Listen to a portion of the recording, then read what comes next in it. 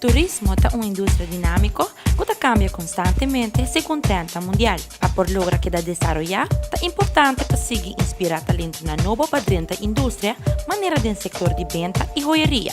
Little Switzerland está de joieria na membro orgulhoso de Ahata. Well, a mí trabajo más como relationship-wise, relación. Bota trabajar relación más profesional como cliente, não. Bota conhecer persona na tipo fo, gente na importante, gente na, almeno que viste de valor.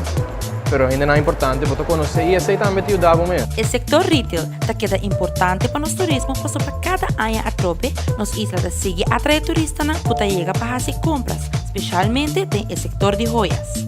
A carreira aqui está muito nice, você tem different ways to it, você tem diferente caminhos, diferente opções para isso. E maneira para começar a você tem diferente portas na abrir para vocês. Minha opinião, bambisa para qualquer jovem que quer entrar na carreira aqui, é muito nice. Esta hobby interessante.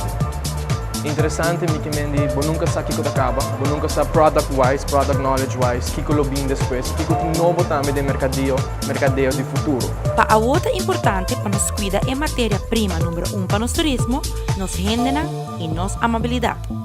Essa é traduzida em melhor serviço e, claro, também de venda.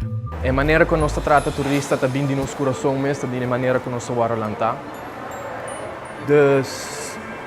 Com bom time, para trás de Aruba, sempre Aruba seu turista vai quedar bom.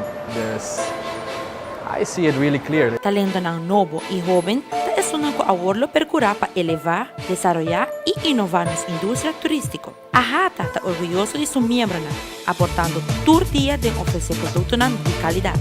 Little Switzerland está existindo para mais de 60 anos no Caribe e tem 5 joierias na Aruba e está empregando mais ou menos 70 empregados. A mim, está turismo.